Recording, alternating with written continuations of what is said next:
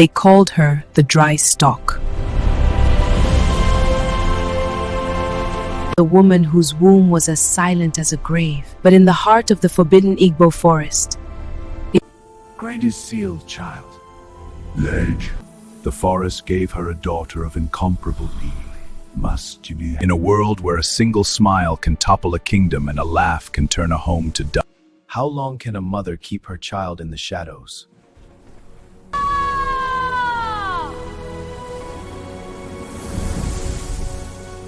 And the terrifying price the village of Umunne had to pay for a miracle they never should have asked. Please like, share, and subscribe.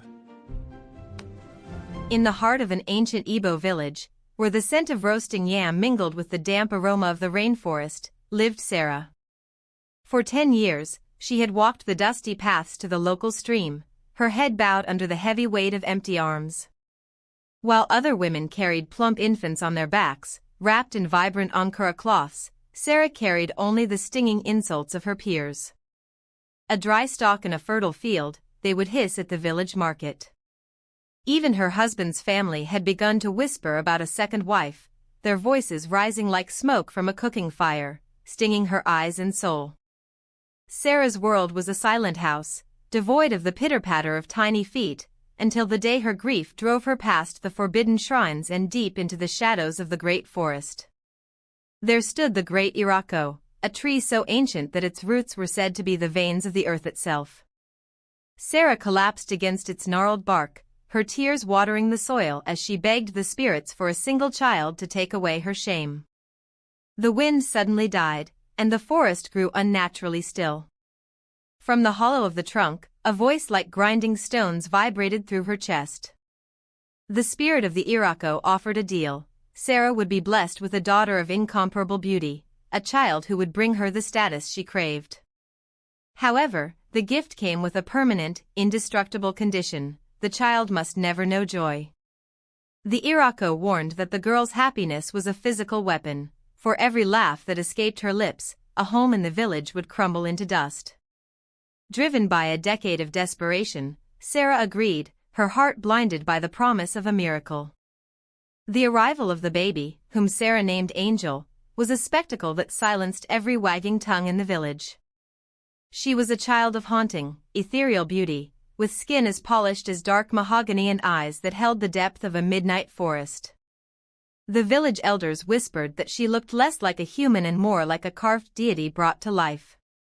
Sarah walked through the marketplace with her head held high, the heavy weight of the child on her back acting as a shield against a decade of mockery. No longer was she the dry stalk, she was the mother of the most beautiful girl in the land. Yet, as the other mothers gathered to coo and tickle the infant, Sarah's heart remained a cold stone of anxiety. She watched Angel's face with the intensity of a hawk, terrified of a single dimple or a gurgle of delight.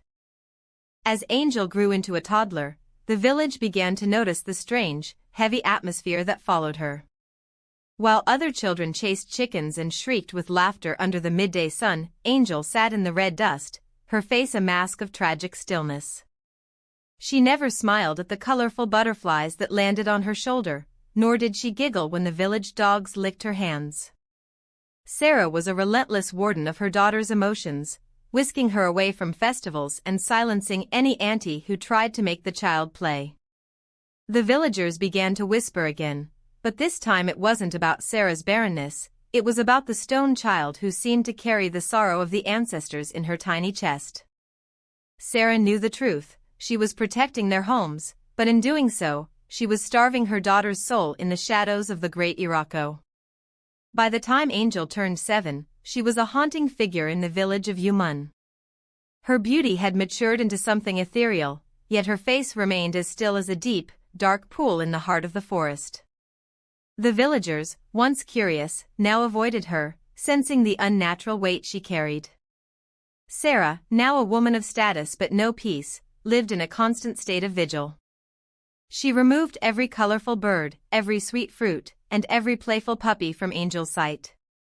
The house was a tomb of silence where even the walls seemed to hold their breath. Sarah's husband, John, grew weary of the gloom, unaware of the pact his wife had struck under the great Irako. He believed the child was merely cursed with a melancholic spirit, never suspecting that her joy was a detonator for their very existence. The disaster struck on a golden afternoon during the New Yam Festival.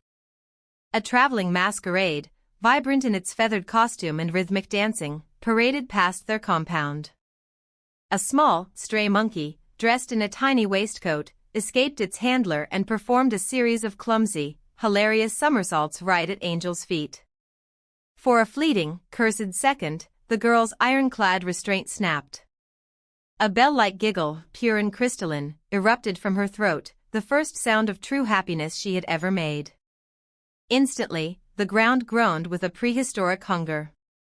Across the square, the sturdy mud brick house of the village head, Chief Okoro, imploded with a deafening roar. Dust billowed into the sky as the roof snapped like a dry twig, burying years of history in seconds. The laughter died instantly, replaced by a chilling silence that gripped the village. Sarah's face turned the color of ash as she realized the great Irako had begun to collect its debt. The collapse of the chief's house was only the beginning of the nightmare in Umunne. Rumors spread faster than a harmattan fire, fueled by the terrifying coincidence of Angel's first laugh and the sudden destruction of the village's strongest walls. John, Sarah's husband, demanded answers as he watched his neighbors digging through the rubble of their heritage. The village priest, a man whose eyes were clouded with the wisdom of the old ways, pointed a trembling finger at the girl with the mahogany skin. He spoke of the gift of the Irako, a blessing that demanded a price in stone and mortar. The once honored Sarah found herself a pariah once more, not for her barrenness, but for the dangerous miracle she had brought into their midst. The villagers gathered at their compound, their faces etched with a mixture of awe and murderous intent, demanding that the child be sent back to the forest that birthed her. Trapped within the walls of their own home, Sarah watched as Angel's spirit began to wither under the weight of the village's hatred. The girl, now fully aware of the power she held in her throat, became a prisoner of her own breath. She would clamp her hands over her mouth whenever a colorful bird flew by or when she saw the flickering light of a firefly. The tension in the air was thick enough to choke the life out of the crops. One evening, a group of angry young men, led by the chief's eldest son, Mark, set fire to the perimeter of Sarah's compound. They believed that if they couldn't cast the child out, they would burn the curse away. As the orange flames licked the thatch of their roof, Angel looked at her mother with eyes full of a terrifying, ancient understanding. She knew that her silence was no longer enough to keep the world from falling apart. As the flames roared around them, John fought the blaze with frantic desperation, but the village men held him back, their faces twisted by fear. Sarah huddled in the center of the compound, clutching Angel to her chest. The heat was suffocating, and the smell of burning thatch filled the air like a funeral pyre. In that moment of terror, a strange, hysterical realization washed over the young girl. She looked at the angry mob, at her sobbing mother, and at the crumbling walls of the only world she had ever known. The absurdity of a life lived in a tomb of silence finally broke her. A small, dry chuckle escaped her lips, and then another, until a torrent of wild, uncontrollable laughter pealed through the smoky night.